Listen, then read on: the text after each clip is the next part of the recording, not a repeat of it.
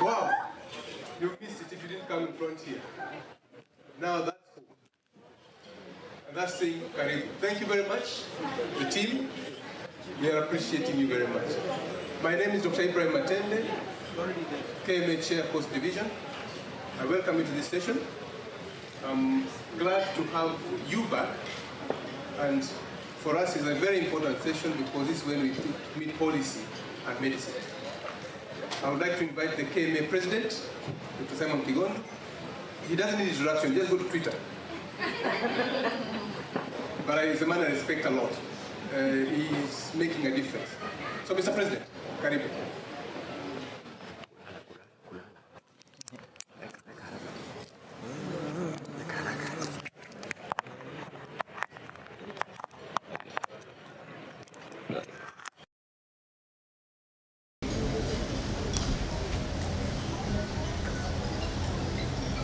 The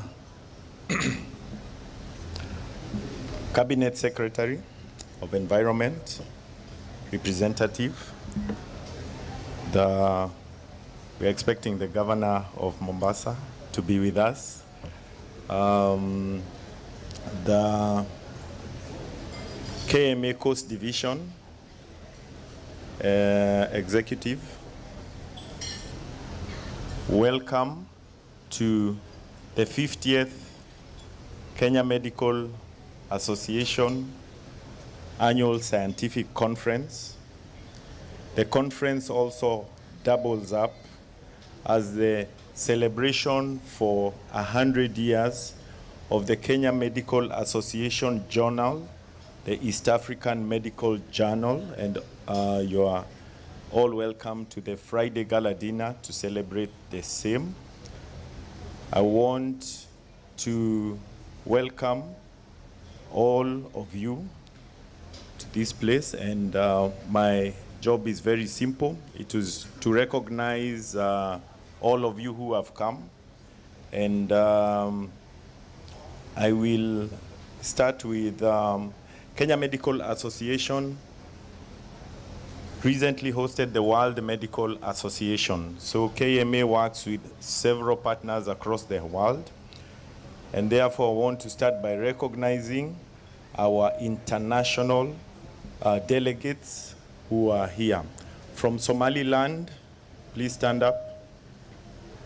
Somaliland is on the East Coast. We have a delegate from Uganda Medical Association, Dr. Luswati, still. That's it. We have a delegation from Rwanda Medical Association, Dr. Meneles, he is the Vice President. And we have a delegation from Zambia Medical Association, Dr. Moyo. So we recognize we work with international associations, and the others had come in April and enjoyed the weather of Nairobi. We had the President, the Secretary General of the World Medical Association and his team, and 200 delegates from all that, the whole world. We want to recognize institutions that have partnered with us to come. Start with CEO of the Kenyatta University Teaching and Referral Hospital, Mr. Dagane. Want to recognize hospitals that are working with her. We have in Mombasa, we have the Mombasa Cancer Center. Dr. Riaz is here. We recognize the CEO of the MP Shah Hospital, who insisted on coming because their hospitals are working towards a climate change agenda. Dr. Tosef Dean. And if I miss you, please raise your hand so that I can recognize. We also want to recognize our partners who we have worked with together, and with us in the hall, I can see we have the Vice. Who's coming next? Yeah, Ampath is who? Okay. We also have, we work a lot with private sector, and with us we have our former CEO and Vice Chair of the Kenya Healthcare Federation, Dr. Elizabeth Wala. I'm sure many of you know Dr. Wala. She was the first CEO of the Kenya Medical Association, and we are pleased to have her here.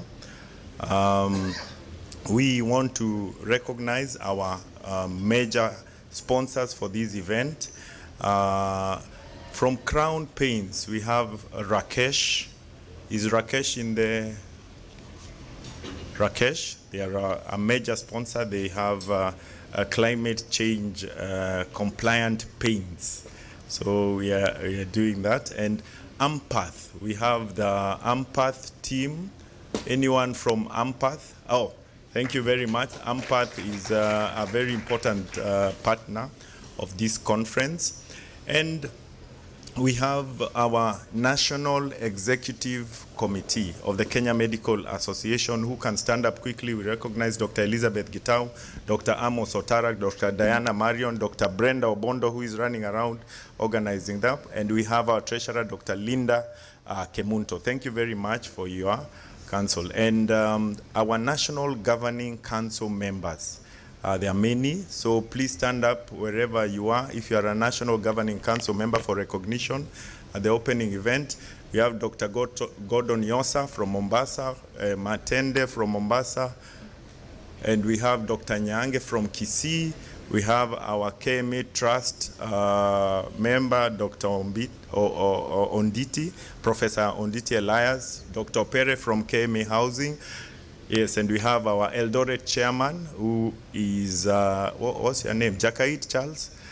Dr. Jakait Charles, the Kisumu, Dr. Mitei, Nairobi Division, Dr. Mwaura, and we have some of our conveners, including Dr. Melanie Mugor, just standing there. She's the convener of the Physician Wellness Committee, and we have other committees. We have an important member of the East African Medical Journal, who is the boss of the East African Medical Journal Board, Stephen Okeo, who is a professor, and there are other members that you will meet, and esteemed members of Kenya Medical Association. This day, I do not want to take long, but I want to welcome you to the 50th Kenya Medical Association Annual Scientific Conference, whose theme is planetary health and climate change. I think you've seen how these affect the health of our nation. And without much further ado, I would want to hand over the program back to our Secretary General, Dr. Diana Marion, and welcome all of you to the centenary celebrations of the East African Medical Journal, which will happen on Friday at the gala dinner. Thank you very much.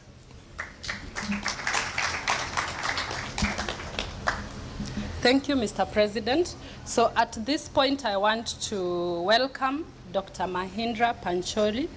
Dr. Mahindra Pancholi is a dermatologist and a venereologist. He's a member of the American Association of Dermatologists. He's a member of the International Society of Dermatologists. He's the ex-chair KMA Coast Division. He served between the year 2014 and 2018. He's an ex-nominated member of KMPDC, 2009-2014. And among the few people that have received the KMA awards, he has received 2 KMA awards within a span of 2 years. That's the Meritorious Award and a Distinguished Service Award. So I want to welcome him so that he takes us through the next phase of this program. Thank you. You're welcome. Thank you very much for inviting me. And okay, oh, we'll need the laptop. Or you don't, it will be projected there. All right.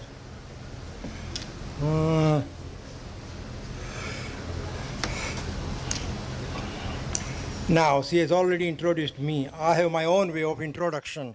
My job is to make the handsome men more handsome, beautiful ladies more beautiful, and keep Kenyans virile and fertile. That is dermatologist and venereologist.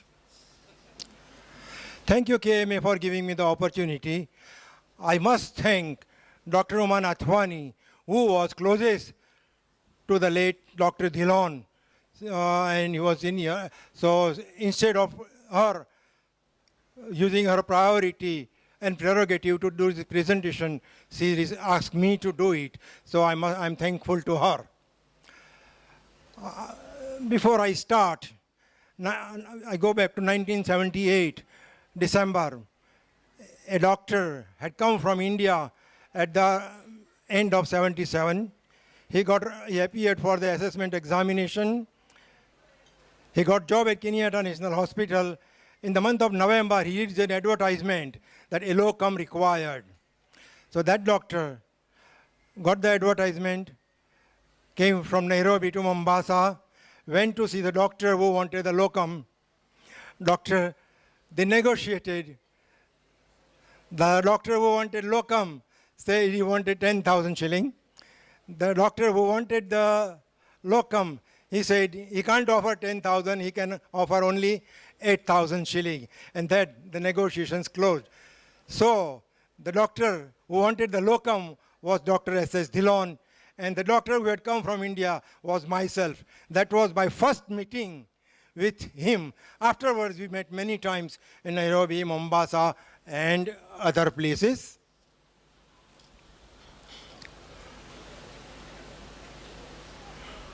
A multifaceted, handsome, towering gem with highly impressive personality.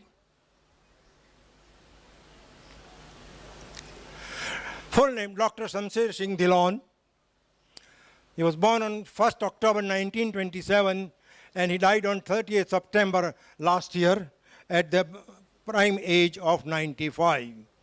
He was born in Kenya at Kiambu to Mr. Harbans Singh Dhillon, who was recognized by King George for excellent police services, and his wife, that is mother of Dr. Dhillon, was Shyam Kaur. He did primary and secondary education in Kenya. I was not given the place, but probably I assume that it should be around Kiambu in that region. He passed his senior school certificate of Cambridge University in December 1944 and London matriculation in January 1945 from Aladina Vishram High School, being a very active member of the debating society and an all-round sportsman. He was a founder member of the Mombasa Students Association. This is his residence in Nyali. He was one of the very few who owned a 5-acre beach plot in Mombasa in Nyali. It's a very nice one. I've been to his house many times. For higher studies, in early 1945, he went to India at Khalsa College of Amritsar, Punjab for a year, followed by admission to study medicine at King George Medical College of University of Lucknow in 1946. He continued extracurricular activities, entering the public life, representing Kenya as a fraternal delegate to the first Asian students sponsored by the government of India at New Delhi in 1945. Had the privilege of meeting the Prime Minister of India, Pandit Jawaharlal Nehru. Pandit Jawaharlal Nehru is father of late Indira Gandhi, grandfather of the late Prime Minister who was assassinated again, and his son is the present one, the Rahul Gandhi. And majority members of the cabinet and leaders of the Congress High Command. Ready with medical degree. Further progress while India is that at New Delhi, he prepared and presented a petition to the government of India requesting the abolishment of capitation fees charged to the overseas students of India of Indian origin upon joining educational institution. Subsequently, the capitation fee was abolished. While in college, he continued the active interest in all forms of various activities, served as a secretary of Athletics Association, was a cricket team captain, and was awarded the College Blue, the highest award at that time given to the students. He returned to Kenya in 1954, that is at the age of around 27, after completing studies and hospital internship. Back to Kenya, he started private medical practice in Mombasa in late 1954. After a short stint at Machakos District Hospital as a medical officer, he practiced as a family physician in Mombasa for 54 years, was successfully taking active interest in various social, religious, cultural, political, civic, and sports and professional activities, joining various societies and organizations in Kenya, in particular Mombasa. He became an active member of the Indian National Congress Association. His socio-political life, during his time, he had the privilege of organizing a public meeting under the banner of Indian Association of, and in association with Indian Consular Office, in honor of the then Prime Minister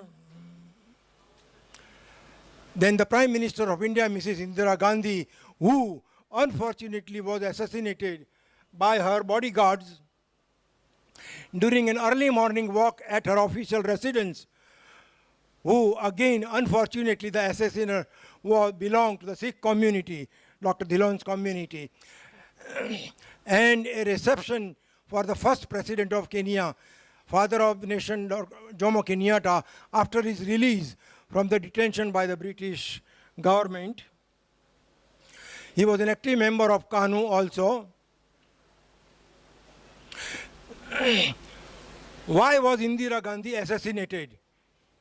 At that time, there was a very strong movement of Khalistan, the Punjab. They wanted independence from India, and they were hiding in this Amritsar Golden Temple and doing a lot of terrorizing activities and fighting with the people and destroying a lot of things.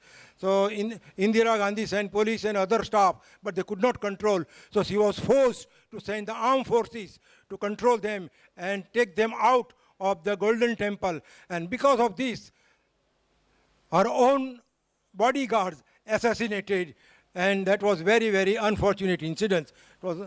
This is the temple which caused the problem between Indira Gandhi and the Sikh community. After that assassination, there were a lot of riots in that region, and many Sikhs, many innocent citizens were unfortunately killed. They lost a lot of property and other valuable things. With His Excellency Jomo Kenyatta, when he was released, sports life, at the same time, he was elected as president of Sikh Union Sports Club, Sri Guru Singh Sabha 1961-62, managing Gurudwara in Mombasa, Sikh Study Circle, Saturday Club, and Coast Hockey Referee Association. He joined the Lions Club of Mombasa in 1960 and continued as an active member until his demise, being the convener of many committees, president of the club in 1971-72, zone chairman, member of the district cabinet, and deputy district governor of Kenya region. It's a high respect. Until his last breath and demise, he was the senior most member of the Lions Club, completing 50 years of membership in October 2010. Lions Club being the leading service club, not only in East Africa, but in the whole world. lionization. He was a very committed lion. The most outstanding project he initiated was the establishment of the Lions, Blood and Eye Center in Mombasa, near the world-famous Elephant Tusks, which is the identity of the Mombasa Moi Avenue. This project was the most satisfying to the members of the club and most appreciated by citizens of the region.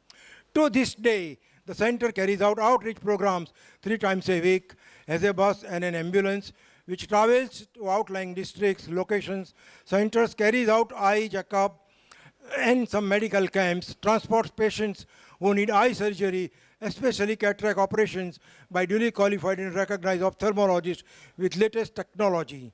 It also provides accommodation and meals at the center and takes them back to their home after recovery, carrying out more than 1,500 cataract operations a year. Probably it would be much more now. Dr. Dhillon was the first convener of the Eye Center and the first grant administrator of the Center of Lions International Site Program.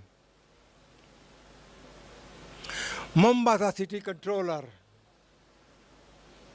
As a mayor, in addition to being a very active member of the civic activities of the Lions Club in Mombasa, he spread his wings by being an elected member of the Municipal Council of Mombasa City in 1960 with a thumping majority of 94, a historical, unparalleled achievement, serving as a councillor and alderman for over 10 years, elected as a deputy mayor, and even served as an acting mayor for some time, a really distinguished achievement.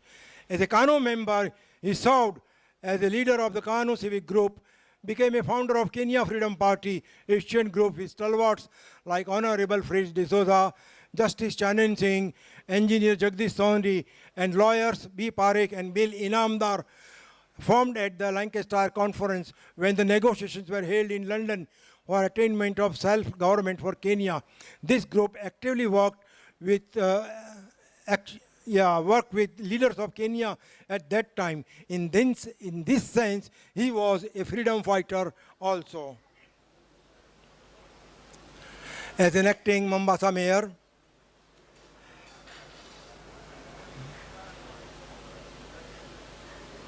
as a medical practitioner, on starting the medical practice in Mombasa, he joined the British Medical Association Mombasa Division, which later was converted into Kenya Medical Association. Who we are. We celebrated its half century recently at Nyalibi Sun Africa Hotel, where many members were awarded special memorial awards who had completed 50 years of membership in Kenya, where late Professor Dr. M.S. Abdullah, one of the pioneer nephrologists of the country, presided as a guest of honor during my last year of KMA Coast Division chairmanship. Dr. Dhillon served as secretary of the association for about 8 years in KMA, then became vice chairman, and finally as a chairman in 1974 at KMA Coast Division. At KMA, Dr. Dhillon had the singular historical distinction to be elected as a national chairman of association in 1979, the only member of the Sikh community out of all Hindus to be ever elected to the high office, where he was assisted by late Dr. Sokanga, most of you know him, Kanti Chudasama, Ramesh Desai, and others from coast region. Even Dr. Roman Athwali was also part of the helping group. He had the distinction of representing Kenya at the 2 conferences of the Commonwealth Association, one held in New Delhi and the other one in Nairobi in 1979 and 80, when he was the national chairman. He served as the management of the Mombasa Club, the oldest residential club in Mombasa, for a number of years, later on served as the vice chairman and subsequently chairman.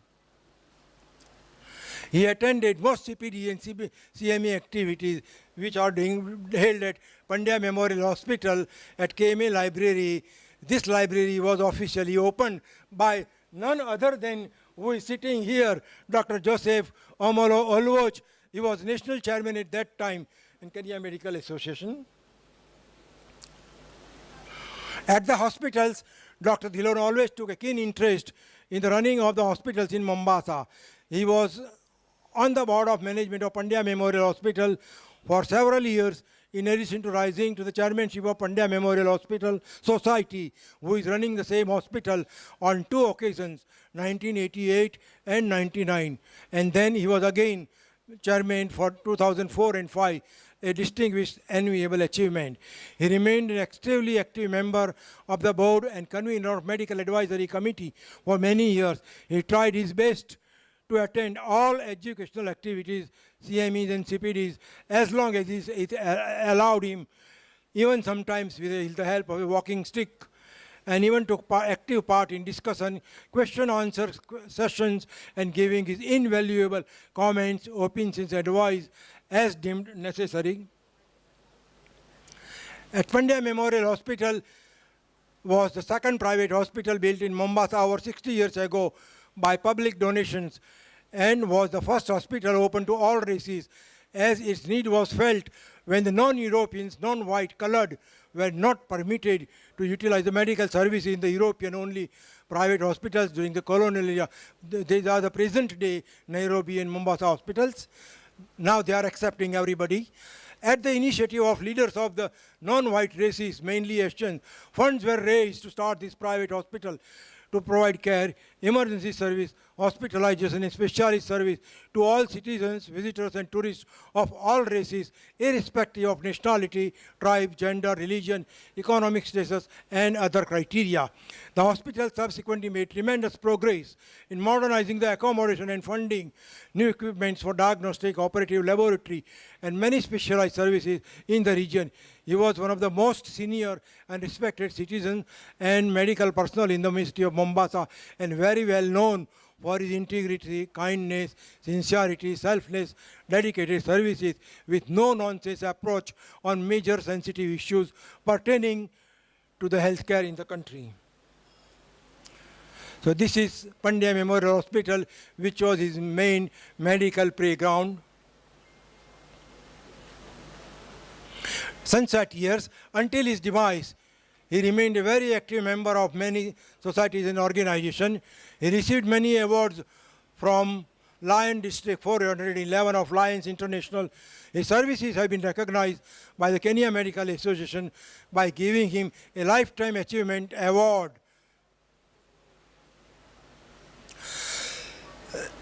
Along with the only other recipient of that award was Dr. Uman Athwani, is the last one. Only, yeah. Uman Athwani was recently at a Kisumu hotel during the annual scientific conference, annual general meeting, where he could not attend to receive the award physically due to the health-related issues, but family was very satisfied with that appreciation by Kenya Medical Association, and he was very happy with the award given. He passed away on 30th September 2020, incidentally, just a day before his next birthday, on 1st October, which family would have celebrated if he was still breathing. So we say, Om Shanti Shanti. In Sikh, they say Ek Omkara, Vaheguru, and Satrigalji. Please rest in peace, Har Har Mahadev. So may I request all the prayers to attend, stand for a minute and pray silently for his soul to rest in peace. Please.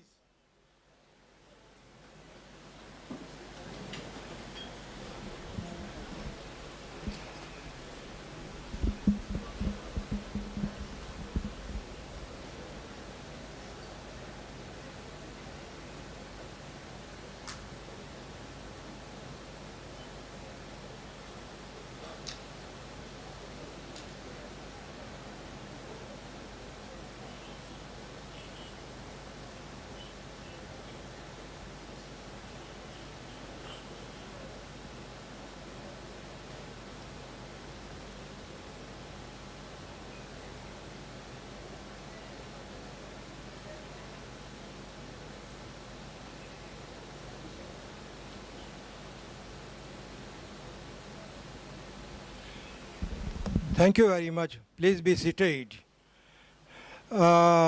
Usually, it's a tradition that after the memorial lecture, some medical presentation is done. I have something ready and very, very interesting I have seen recently. If you allow, then I can go through quickly. Can I just show the picture? Yeah, but Governor is already. Just 2 minutes. Okay. Oh yes, acknowledgement for this presentation. Ashiana Dhillon, daughter of Dr. Dhillon. Dr. Dhillon's wife was not in Mombasa. So we contacted his daughter who is settled in London.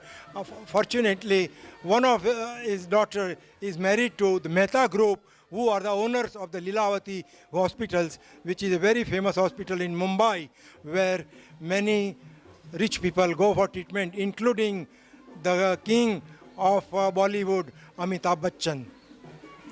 Dr. Uma Nathwani, the only female first doctor to receive the Lifetime Award, along with Dr. So I thankful, Miss Lillian Kasovi, Patricia, Pandya Memorial Society, and Sri Guru Singh Sabha. I have a clinical presentation. I'll just show you the picture. Give you time after the opening ceremony. Only this picture.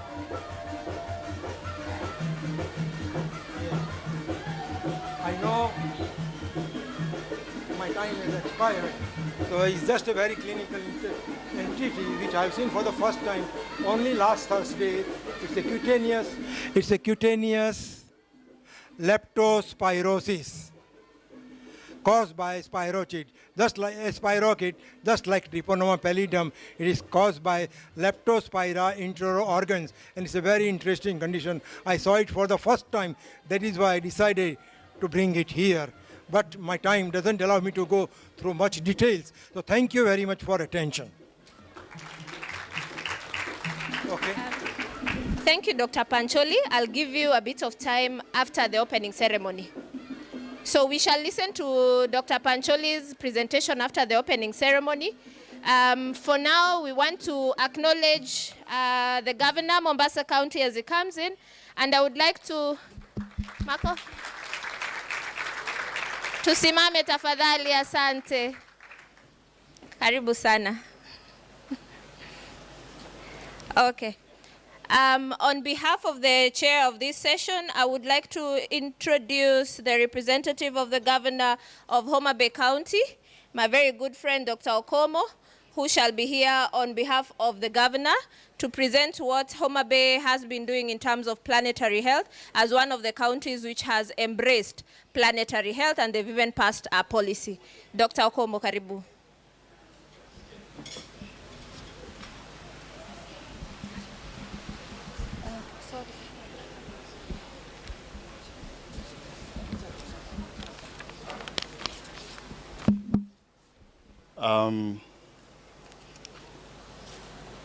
His Excellency, the Governor of Mombasa, the Cabinet Secretary Representative, County Secretary of Mombasa, CECs present, CEOs of different institutions, professors and senior colleagues in the House, good morning.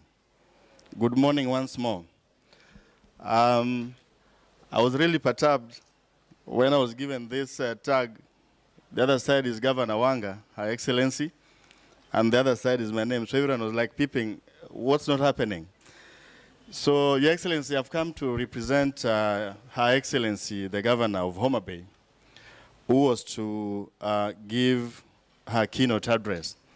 But before then, I want to give my own personal statement. One, issues on climate. I think we've all gone beyond the boundaries of what God created on this earth. And for that reason, Mother Earth is punishing us harshly. And that's why we're all here to look at the effects of climate change in health. So I'll go straight to the speech that Her Excellency was to read. His Excellency, the Governor of Mombasa, distinguished ladies and gentlemen, over the last 49 years, the Kenya Medical Association has held this annual conference without fail, and on this 50th occasion, I feel greatly honored and privileged to be here. The deliberations arising from this KMA annual scientific conference has contributed to the improvement of human health in Kenya and beyond through their influence on health research and policy. As an organization, KMA has provided leadership in the provision of healthcare by promoting quality practice of medicine in Kenya. This year's conference puts the greatest challenge of our time in context and is a call to the medical profession to join the rest of humankind in addressing this crisis that threatens its very existence. According to the World Health Organization, climate change is now the single biggest health threat to humanity that humanity has to deal with. I applaud KMA for recognizing this new reality and is already working to address the impacts of climate change on health and the health systems. The impacts of climate change on health and health systems in Kenya are well documented, and new discoveries on this impact continue to be recorded. As a country, we face a number of climate-induced hazards such as drought, flooding, windstorms, and increasing ambient temperatures. The impacts of these climate-induced hazards on human health range from spread of vector-borne diseases, waterborne diseases, to malnutrition and food insecurity. From my own experience, studies have shown that my county, Homa Bay, is extremely vulnerable to the impacts of climate change. The health sector is particularly vulnerable, given that climate change heavily and directly impacts the social and environmental determinants of health in the county. The health system in the county continues to be burdened by respiratory illnesses, vector-borne diseases, and waterborne diseases caused by directly climate-induced hazards. These hazards further affect the physical health infrastructure as a result of the sporadic incident of flooding and strong winds that destroy health facilities, and at times causing injuries to our health workers. This phenomenon is no doubt manifested in the rest of the country. The county, like many others across Kenya, has had to face the consequences of decreased precipitation, which has on many occasions affected our harvest, thus exposing pregnant and lactating women, children, and elderly to the risk of malnutrition. Malnutrition, as you're aware, has long-term developmental consequences for children, and even accessibility, affordability, and quality of health services across the county exacerbates climate-related health risks.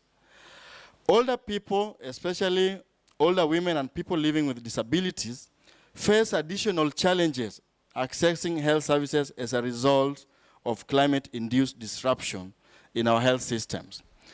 We have taken deliberate and conscious actions to address the challenges posed to our people's health and the health system by the impacts of climate change. We have put in place a robust policy and a legal framework designed to enable actions to respond to these challenges. My first assent to a piece of the Homa Bay County Assembly legislation was the signing into law of the Homa Bay County Climate Change Act of 2022. This has already harnessed a number of climate financing opportunities, including enabling us to access funding from financing locally led climate action from the World Bank through the National Treasury. In line with the climate policy and legal framework, we have mainstreamed climate change response in all our development decisions across all sectors, including in the CIDP. In the CIDP, we have prioritized food security under the agricultural sector to address the risk of malnutrition. In the water sector, we have prioritized provision of water services, which will ensure we cushion our people against waterborne diseases. In the health sector, we have prioritized the promotion of environmental health, water and sanitation to, among other objectives, enable our health system cope with the impacts of climate change. To effectively deal with medical emergencies occasioned by climate-induced hazards and other causes, we have embarked on an ambitious pathway to developing a brand new high-capacity accidents and emergency facility at the Homa Bay County Teaching and Referral Hospital. Additionally, we have put in place measures to climate-proof our physical health infrastructure by, amongst other things, prioritizing the planting of trees around our health facilities to act as windbreakers and adopting climate-smart practices in our health facilities, such as water harvesting and use of renewable energy, particularly the solar. Our healthcare workers remain the most valuable asset in our healthcare system. As such, my administration has prioritized on job training for skills development, improvement of their welfare for their long-term engagement in our health systems, and active recruitment of additional qualified personnel. In order to actualize our aspirations and priorities on dealing with the impacts of climate change, my administration has allocated commensurate financial resources across the sectors to implement priorities in the budget financial year 2023-2024. Once again, I express my deepest gratitude for having been accorded the opportunity to address a congregation of this noble profession. Your resilience in the face of myriad of challenges and obstacles in discharging your services to humanity is commendable. I am confident that with the same spirit of resilience in service, you will deliver on your part in the fight against climate change. It is my humble prayer that this year's conference becomes a success and in the same measure advance the cause of medicine to those held before. Thank you very much.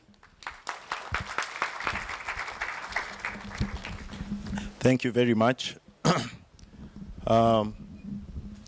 We continue with the program, and we want to thank the Mombasa County government for availing their governor. And to introduce the governor, I would want to welcome to the podium Dr. Swaba Ahmed Omar.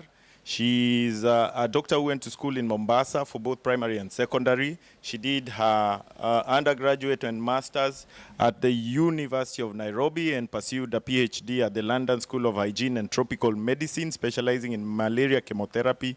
She has worked at KEMRI as a research assistant, senior and principal, and director of Center of Geographic Medicine Research Coast in Kilifi County, and established numerous research collaborations in Europe, US, and Africa.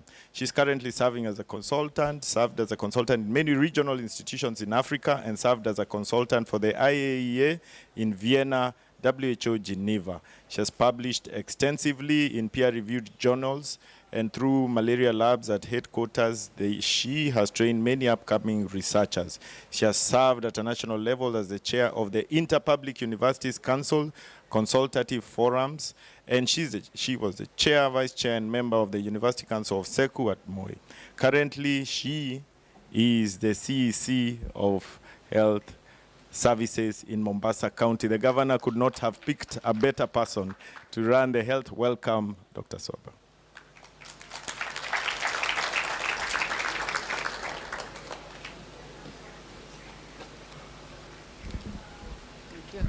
Thank you very much, Chairman, President. Good afternoon, everybody. His Excellency, the Governor, Mombasa County, Abdul Swamad Sharif Nasir, various representatives from the Kenya Medical Association, starting from the President present, including the National Executive Committee, the National Governing Council, the CEOs of various institutions, representatives from the neighboring counties present, members of the KMA, ladies and gentlemen. I take this opportunity to welcome you to Mombasa County and also to have chosen our county as your venue for this very, very important conference. Your Excellency, I had the opportunity to go through their program while I was seated waiting for you. And it's very interesting that it touches a lot on what we as a county are experiencing, particularly in what we call now the flash floods and its consequence in terms of the waterborne diseases that we're experiencing, the rotaviruses. Right now we have also cholera. At least I'm told by this morning we have 4 positive cases, and we are making arrangements to contain the spread through the strong efforts through the public health officers that are so actively on the ground trying to contain not only the cholera, but other waterborne diseases.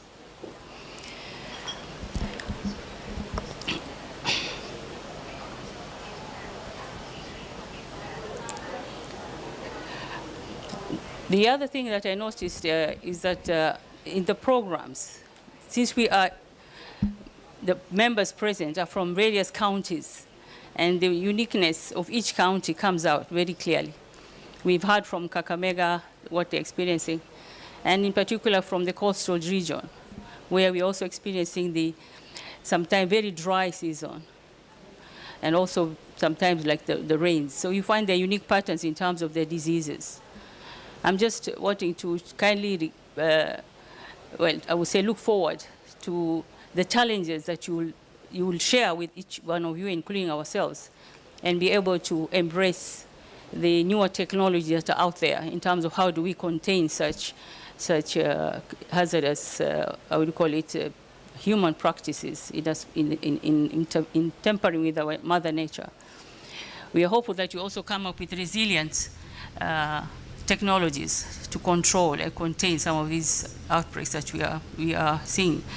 The interesting thing with the climate change, it touches on many issues. It touches on costs, touches on quality of care, because it touches a lot also on the quality of service that we intend to provide to our vulnerable communities, because they are the most who are largely affected.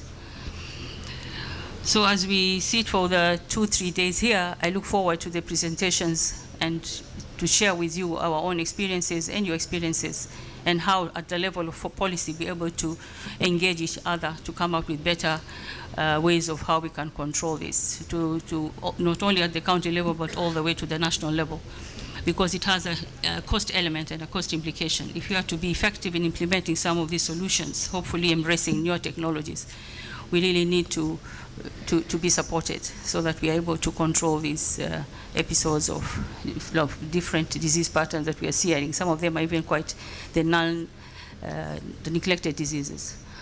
I think with those few remarks, I wish to take this opportunity to invite His Excellency the Governor of Mombasa, Abdullah Samad.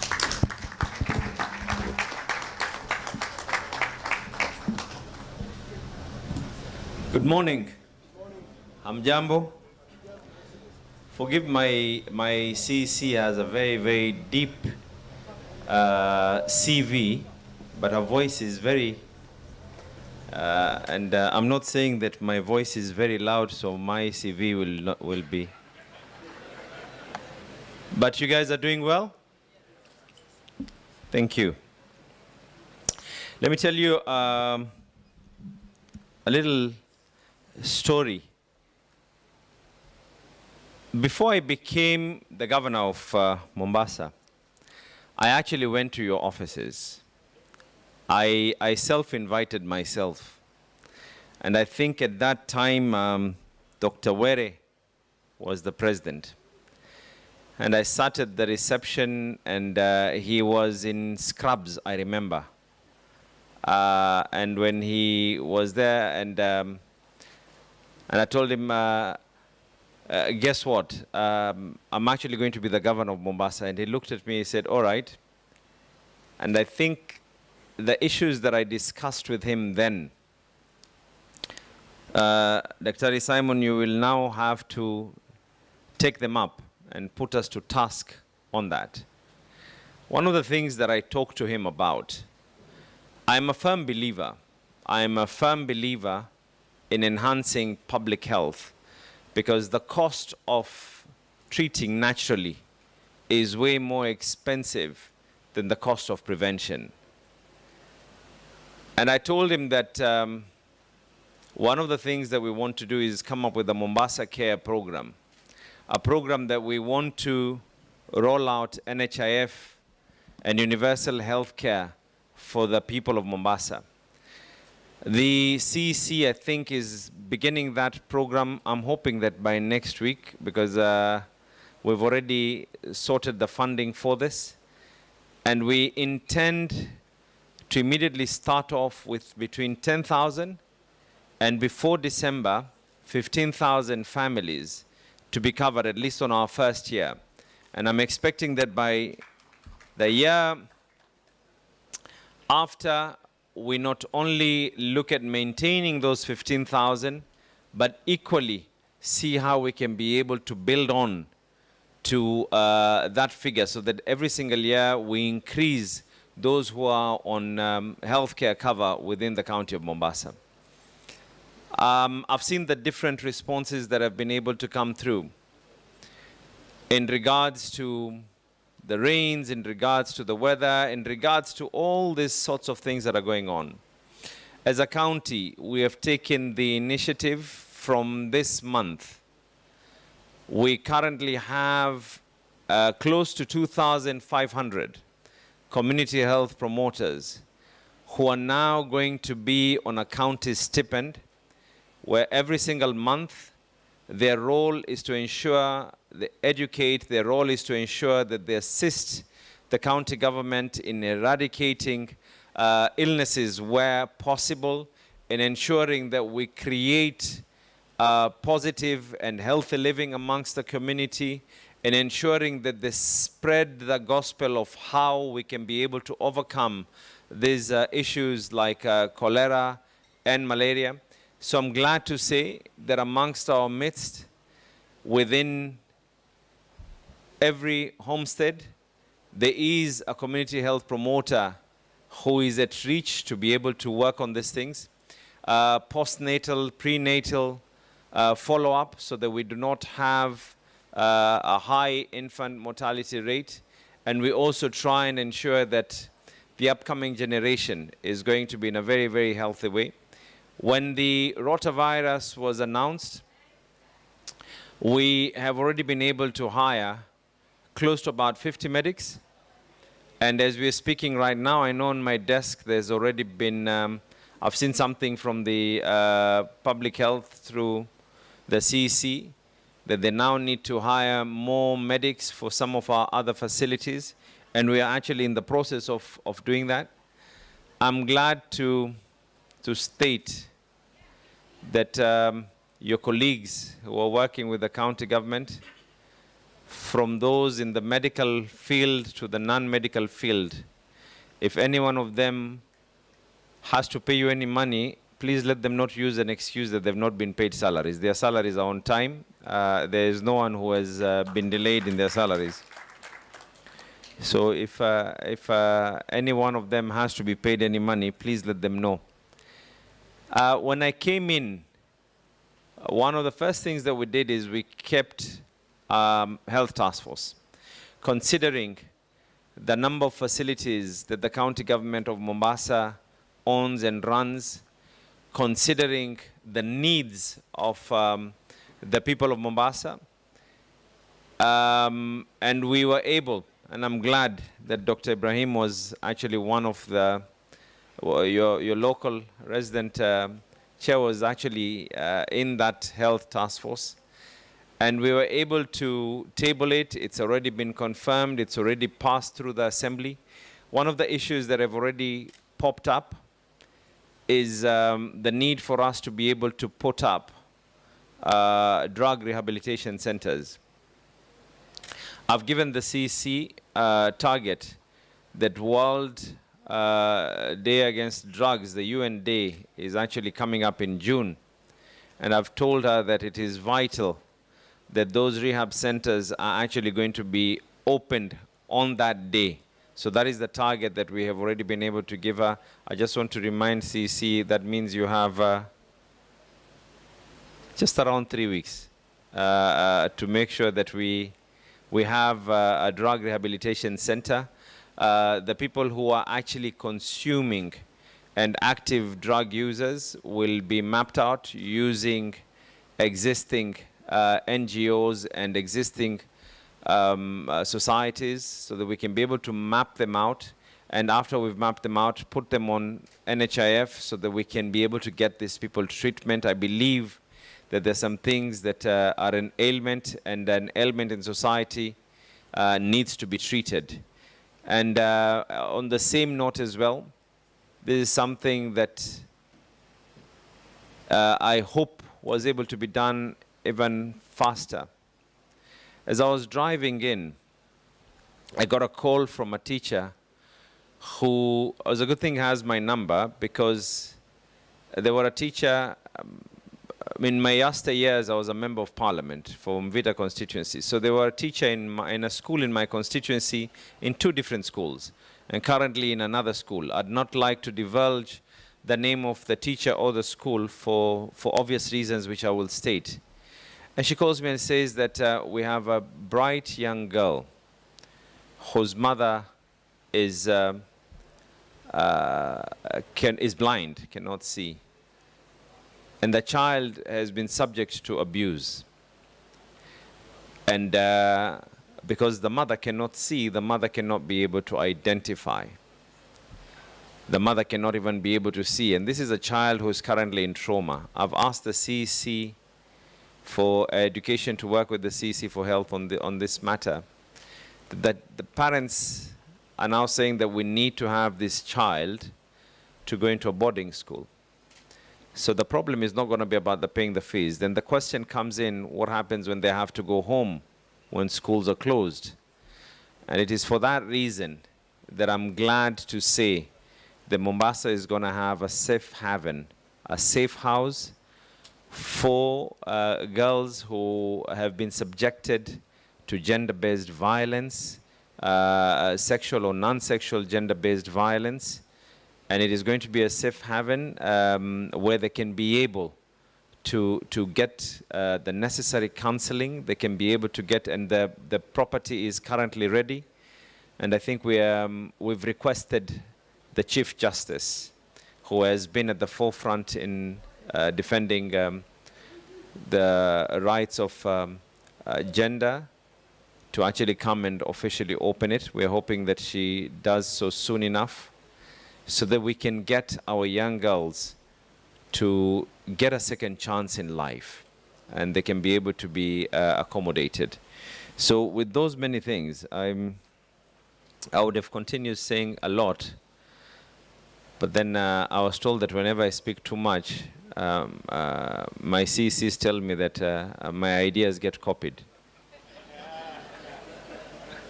But there's one law that Mombasa has always had. It's an unwritten law.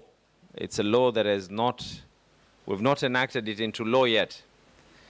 But we are hoping that the good people of Mombasa, when we pass this publication, will be able to accept when we're doing our public participation, they will be able to say yes to this law. And the law is very simple. Kindly, for those of you coming in from out of Mombasa, make sure that you finish all your money here before you go back to your homes. And with those many words, asanteni sana.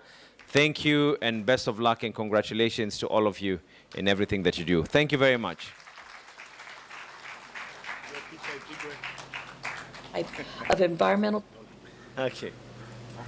I'm not the governor. Sorry.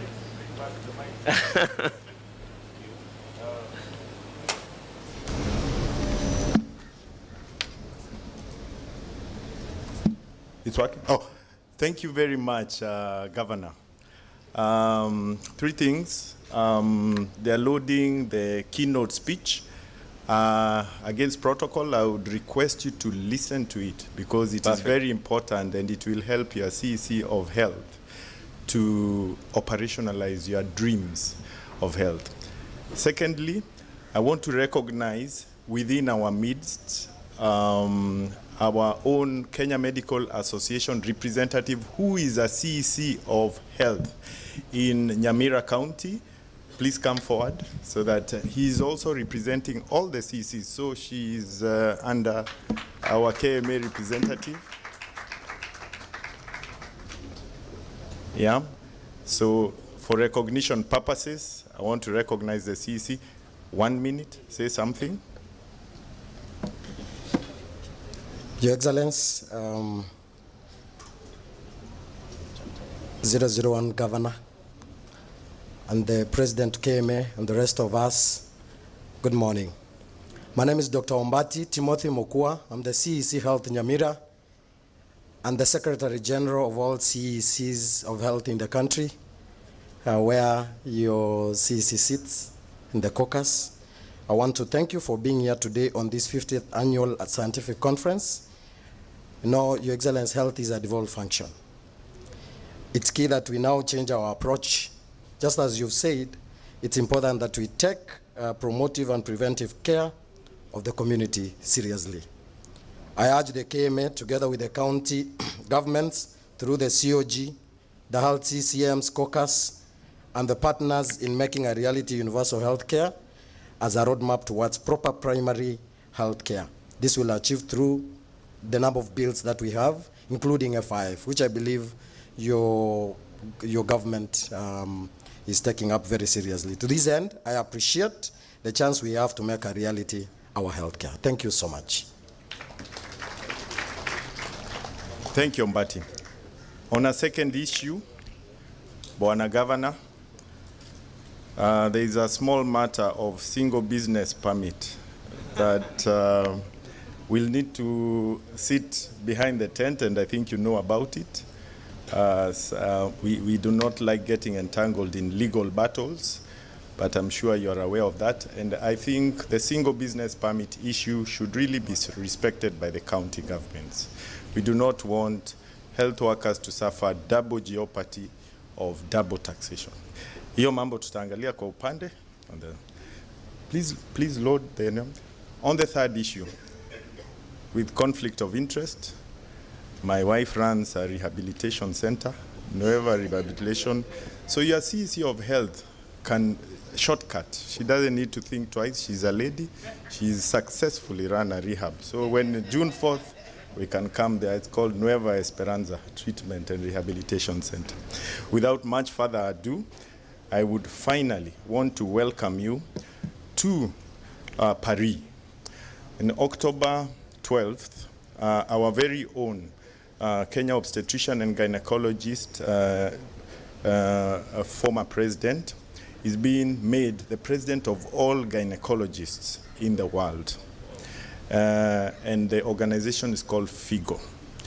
And the next presentation, our keynote speaker, Dr. Jean Condry, is the current president of FIGO, and she has done for us a climate change and maternal health thing, the one that you'll see. That's why I told you needed to see it. So get a team from Mombasa to go and inaugurate her in Paris and pay for some of us to travel also. But let's listen to the current president of FIGO so that you see the intersection between maternal health. I'm a gynecologist, so this is passionate to me, and climate change. Are we ready? And then after that, we will have our... I'm Dr. Jean Conry, President of the International Federation of Gynecology and Obstetrics, and I'm so honored to be part of the Kenya Medical Association today. Dr. Simon Kigondo, it was so special to meet you just a few months ago in Mombasa. Honorary President, thank you for asking me to be here. Dr. Amos Otara, Honorary Vice President, and another OBGYN. It was exciting to see how many OBGYNs are in leadership positions in the Kenya Medical Association. Dr. Diana Marian, the Honorable Secretary General, Dr. Brenda Obondo, the Chief Executive Officer, Dr. Linda Kamunto, Honorary Treasurer General, and Dr. Elizabeth Gitau, Honorary Assistant Secretary General. I'm pleased to be here. Gifted colleagues and leaders across Kenya, I'm here to talk briefly about the climate crisis and maternal health, and to make sure that all of you understand that the world is counting on each and every one of us to make a difference.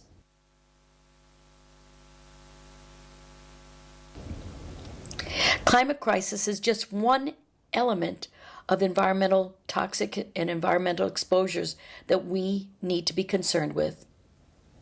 And physicians must lead the world in these areas. We are experts in so many different areas. We're always asked to discuss maternal morbidity and mortality or cervical cancer prevention or so many different things. So it's just one more area to request your expertise. I have no conflicts of interest to declare. I do sit on the board of two not-for-profit organizations, both of them environmental groups. One is the Forum Institute, which is like a think tank in the United States, and the other is the Heartland Health Alliance, which looks in the central part of the United States, kind of the food belt, and chemical, especially pesticide exposures. My objectives are very straightforward. I'd like you to be able to describe the climate crisis and the evidence behind it, discuss the risks for women and children. They're our most vulnerable, and explain why women in underserved populations are particularly vulnerable. And then, most importantly of all, ask all of you to become the advocates for health and the environment. COP27, held just a short time ago, said it was an urgent action needed for Africa and the world. But they focused on the need for Africa. And this was a perspective written in the New England Journal of Medicine, identifying the perturbations that are being experienced across Africa. As I said, I was there just a couple of months ago, and the drought is severe. And I'm from California, historically drought and fire region, but we're affected by the climate change, and certainly this year we're seeing incredible storms and rain. The climate crisis has had an impact on the environment and the social determinants of health across Africa, leading to devastating health effects, was a summary from the New England Journal. It said that climate change-related risks in Africa include floods, droughts, heat waves, reduced food production, and reduced labor productivity. And again, another conclusion is that changes in vector ecology brought about by floods and damage to the environmental hygiene have led to increases in diseases across sub-Saharan Africa, whether we're talking about changes in malaria, dengue fever, Lassa fever, Rift Valley fever, Lyme disease, Ebola virus, West Nile virus, and other infections. When we look at global health exposures in general, I usually put this list because regardless of where we are on Earth, these are the most common elements that feed into this web of interrelatedness. We have air pollution, water pollution, exposure to pesticides, environmental toxics from personal care products. We have mining pollution, deforestation, and then most certainly climate change. These are our global health exposures, and climate change is just one of all of these type of environmental perturbations that impact our health every day and impact the health of the women and the children and the families that we serve. When we look at the scope of the problem and look at just the reproductive health outcomes, we can look at air pollution, heat, the synergy between the two of them, floods, and vector-borne illnesses. There's a social injustice view because environmental injustice shows that our most underserved are the most impacted, whether it's because in their own country they live in marginal areas or underserved populations, underserved countries are most vulnerable. And then we have toxic chemicals that relate to all of these. The world's climate is changing, and this is having a direct impact on humanity. Climate change is affecting the environments in which we live and work, the health of our populations, and the well-being of societies. So why is climate and health a core focus for us? Well, according to WHO, climate change is the single greatest threat to humanity, and its effects on human health are already being felt. But in Africa, you're experiencing climate change and the drought. The severe impacts are critical. Climate change affects the social and environmental determinants of health. Between 2030 and 2050, climate change is expected to cause approximately 250,000 additional deaths per year from malnutrition, diseases, and heat stroke. The direct damage to health is severe, and then there are indirect causes. But let's just look at the facts. Fossil fuel consumption drives climate change and air pollution. There is no doubt about it, at least no doubt in scientists' minds. Carbon dioxide, methane, nitrous oxide, the most common byproducts of such consumption, are the major contributors to climate change. More facts. The major air pollutants include ozone, carbon monoxide, sulfur dioxide, and particulate matter.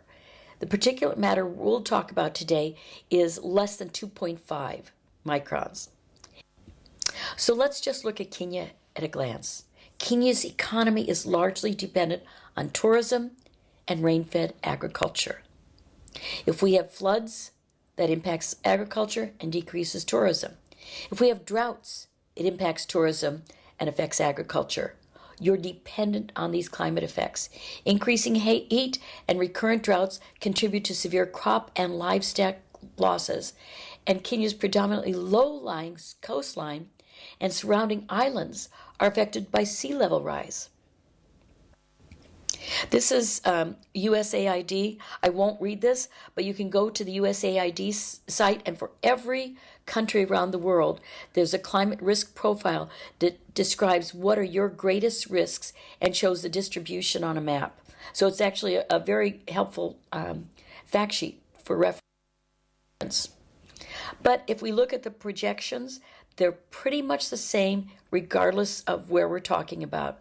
Climate projections, 1.2 to 2 degrees centigrade increase between now and 2050, increase in frequency and intensity of heavy rainfall. Again, I said I'm from California. They've just had the most incredible rainfall season that's now causing floods and mudslides and massive runoff from the snow taking place right now as the snow is melting. You're particularly susceptible with the coastline and the rising sea level. So there's anywhere from a 16 to 42 centimeter rise in sea level. Agricultural, you'll see reduced grain yields and quality, heat stress in livestock, and damage to crops. Water, reduced water quantity and quality. And water is already such a massive problem with the infrastructure that you already face, that to me, seeing any exacerbation is just beyond tolerance. Human health, whether we're talking about heat stresses, vector-borne illnesses, or as I'll talk about some of the impacts on women's health. Ecosystems will see a degradation of the coastal habitats, reduced ranges for native species, and then the energy infrastructure all affected by hydroelectric plants and the ability to garner energy.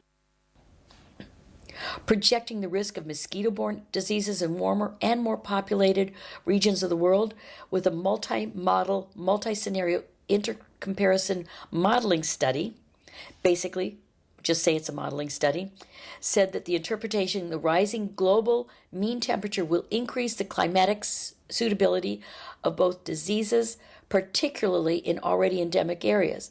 The population at risk of malaria and dengue will be higher in densely populated urban areas in the World Health Organization African region, Southeast Asia region, and parts of the Americas. And that's why you're here today. This takes global leadership, and it takes physicians speaking on behalf of our populations. Global exposure to environmental toxics and climate change is really critical for all of us. It was in 2015 that FIGO released its statement on opinions on reproductive health impacts of exposure to toxic environmental chemicals. This was the first global statement that pointed out the reproductive health impacts of environmental toxics and environmental exposures. In fact, what we said is that babies are born pre-polluted.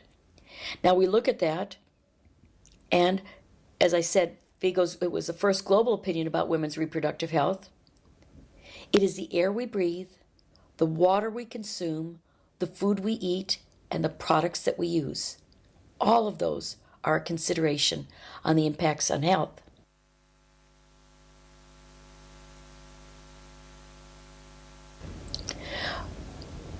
But it was recently, with the climate change, women's health, and the role of obstetricians and gynecologists in leadership.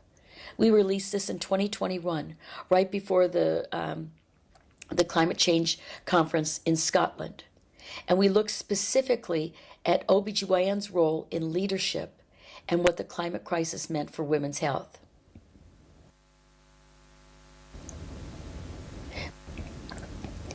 Women and children are estimated to be 14 times more likely to die in natural disasters than men are. In 2004, when the Asian tsunami happened, 70% of the deaths were among women. And in Bangladesh, in their cyclone disaster in 1991, 90% of the victims were female. Although neither the tsunami nor the cyclone were proven to be climate related, we know now that those changes are happening. We will see the tsunami effect and the cyclone effects more and more common. Damage caused to health facilities and infrastructure during floods, storms, and fires pose immediate threats to pregnant women, to new mothers and children. Migration and movements from risky regions are happening right now. There's a changing distribution of pollutants, whether it's mercury, lead, organophosphates, and other types of toxics. And then certainly the expanding field of dengue, malaria, Zika. Women's traditional dependence on natural resource involvement in agricultural work, where globally we estimate about 70% of agricultural workers are women, means that they are particularly vulnerable when these perturbations happen. And pregnant women are particularly at risk from bad quality water supplies and from dehydration.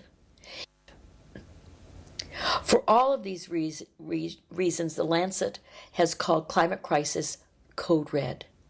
Whether it's a temperature extreme, a wildfire, air pollution, floods, changing in ecology, there are direct and indirect impacts on health.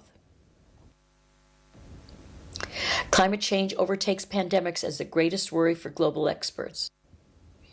And when we talk about populations of concern, it's low income, communities of color, immigrant populations, indigenous people, children and pregnant women, older adults, the vulnerable, occupational groups.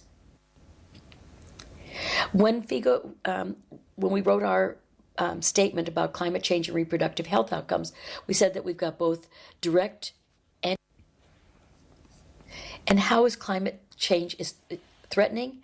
There are an extra 125 million medically vulnerable adults who were exposed to heat waves in just the 4 years between 2000 and 2016. And this article is from my very dear colleagues. Dr. Nate DiNicola will be the incoming chair for FIGO's Committee on Climate Change and Environmental Toxics. This is a study from the United States. 33 million births were analyzed. Thank you. Governor, you have already seen the overview of how climate change affects the health, and we want to, it was slightly longer, but we want to stop there and come to the tail end of this opening ceremony by inviting the ministry that is related to this particular theme of the topic, and the Ministry of Climate Change. I think it had not been there before. It's a new ministry. On behalf of Waziri, welcome. Yeah. Thank you very much, Mr. President. Your Excellency, the Governor of Mombasa, all other protocols observed. I saw the Senator Mombasa here, Professor Stanley Khainga, Chairman, Kenya Medical Practitioners and Dentists Council, Dr. Gordon Okomo, presenting the Governor, Homa Bay, Gladys Wanga, Dr. Jean Connery, whose speech you've just seen, President of the International Federation of Gynecology, Dr. Simon Kigondo, President of the Kenya Medical Association, doctors, invited guests, ladies and gentlemen.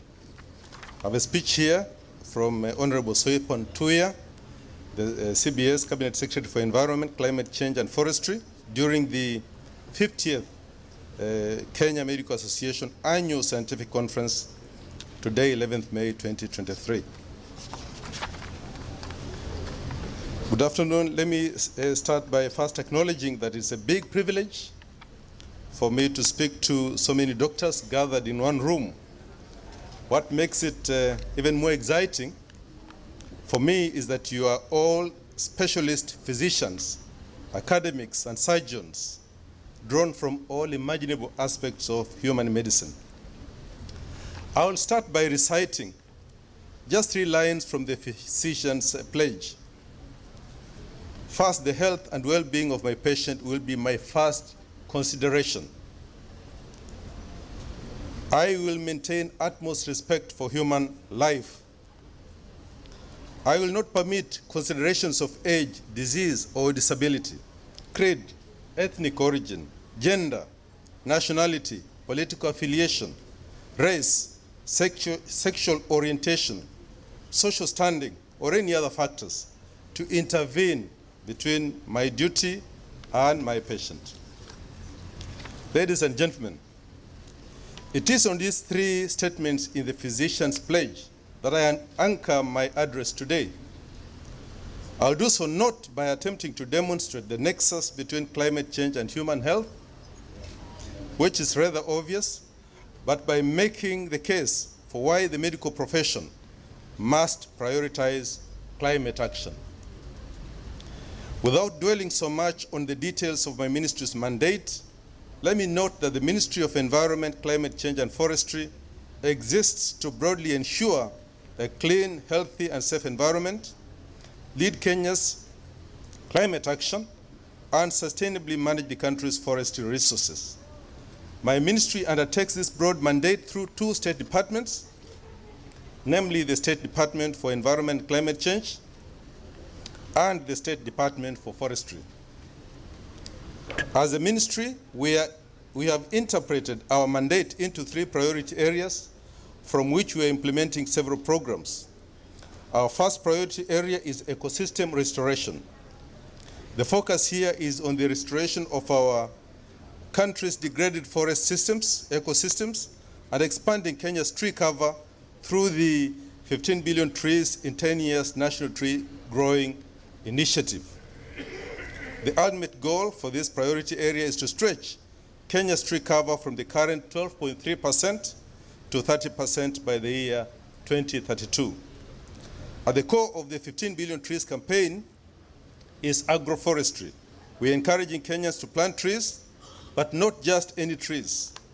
We're asking Kenyans to prioritize trees that have short to medium-term monetary and health benefits, including fruits, vegetables, fodder, and nut trees.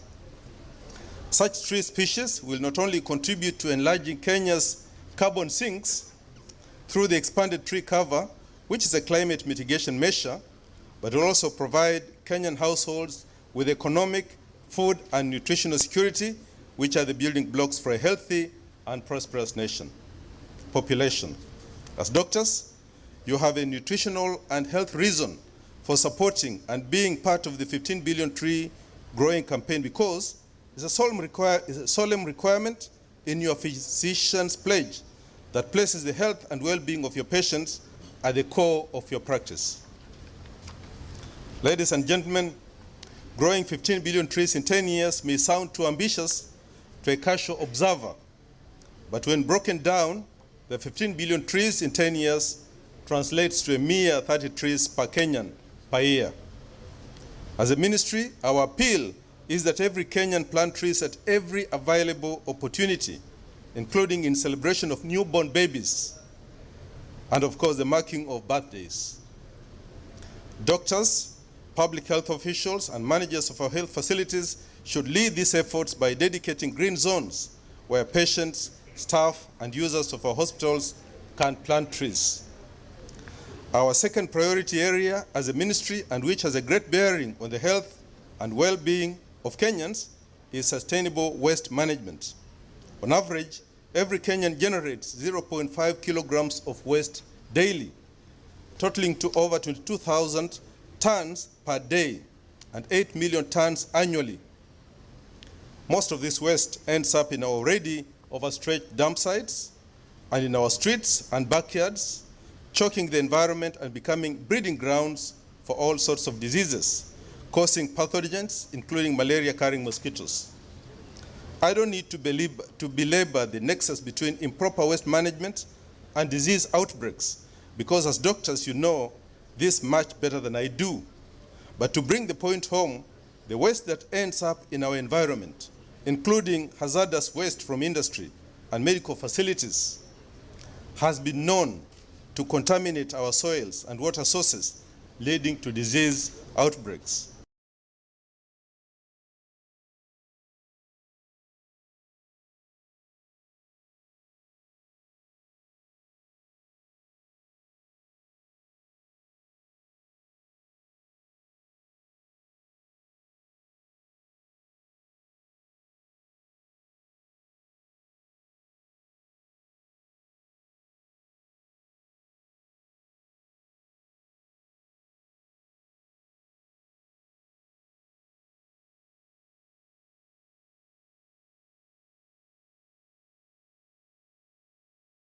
Domestic waste at source, as happens in some countries.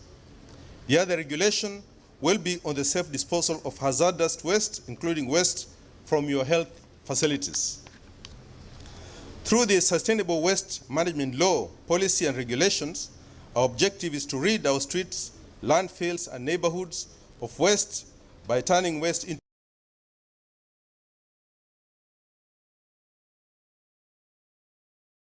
I was on a working tour of Denmark, a country that has distinguished itself in the world for its top-notch circular economy technologies, and already there are investors ready and willing to come and invest in our emerging circular economy.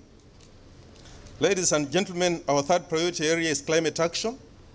Climate action, for those new to the concept, simply means accelerated efforts to reduce greenhouse emissions and strengthen resilience and adaptive capacity to impacts of climate change. That's according to the UNDP definition. Climate change long moved from being a conference and academic concept to becoming the reality of everyday life in Kenya and across the world. As a country, we live through the devastation of climate change every day. We have just emerged from a devastating drought that cost us livelihoods, and now our scientists are indicating that Kenya is likely to go through an El Nino of sorts in the coming months. It's this extreme weather and adverse climatic conditions that demonstrate the urgent need for climate action, especially for vulnerable countries like Kenya. As a country, we have an impressive track record of leading global climate action initiatives. We host the United Nations Environment Programme in Nairobi, one of the only 2 UN agencies headquartered in the global south, and bask in the glory of the environmental exploits of Nobel laureate Wangari Maathai, the first black African woman to win a Nobel Prize. In August 2017, Kenya hit global headlines with a ban on the use, manufacture, and importation of plastic carrier bags used for commercial and household packaging.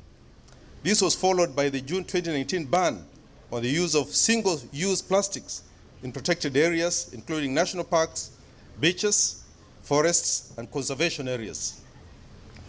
Based on this strong foundation of climate action successes by previous administrations and my predecessors at the ministry, I have made it a priority, which is by extension the priority of the Kenya Kwanza administration under His Excellency Dr. William Ruto, that Kenya remains a global leader in climate action. We are starting this agenda this September with the hosting of the first ever Africa Climate Summit of Heads of State and Government that will be convened by His Excellency President William Ruto in Nairobi from 4th to 6th September in his capacity as the chairman of the Committee of African Heads of State and Government on Climate Change, what we refer to as CAHOSC.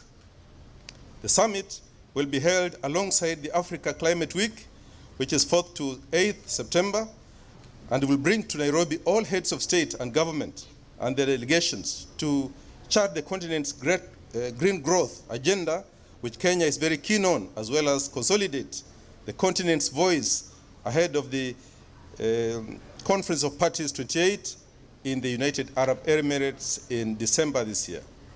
Kenya will host over 10,000 delegates in Nairobi for the twin event. As I conclude, ladies and gentlemen, let me say that as a ministry, we are open to partnership in advancing our 3 priority areas as I've outlined above. We consider the medical profession a partner in all of them. And that's why I accepted this invitation to be the chief guest at this conference.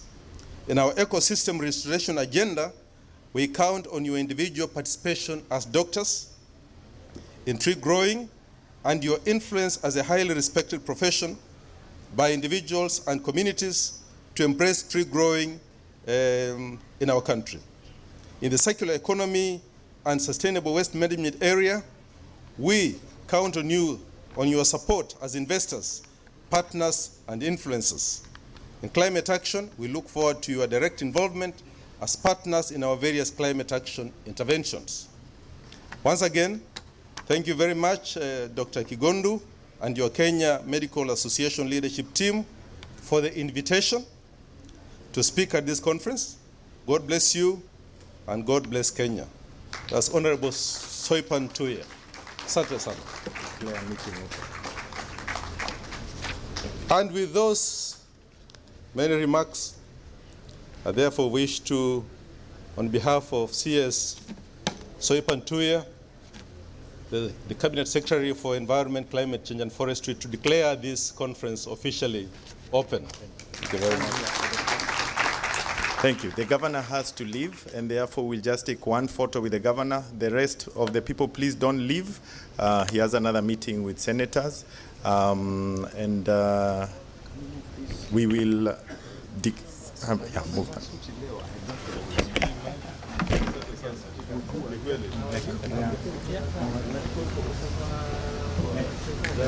So I will say who is going to come to the front for this photo. So the governor's team, so we have the chief of staff, we have the CEC, I want the NEC, the executive here, I want the coast, Dr. Matende.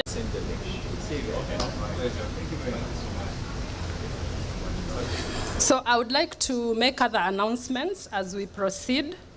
So from here, we will go outside for a photo session for all of us. Then I would like to encourage all of us to visit the booths. These are our sponsors in various ways. So kindly, please make sure you sign your name.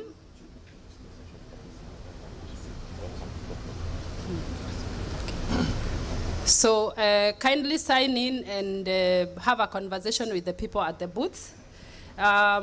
We have cancer screening inside here. It's a booth station. Take an opportunity to see what they got.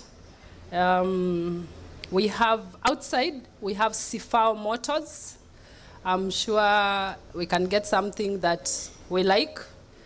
Then registration is ongoing for those that have not yet completed the registration.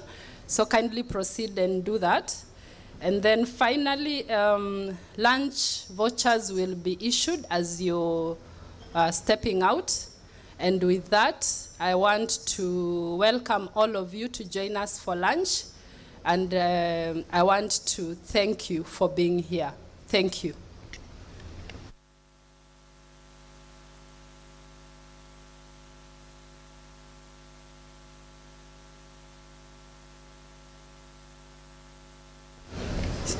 So for the photo is, we are stepping outside. So let's start with that, then the others. Thank you.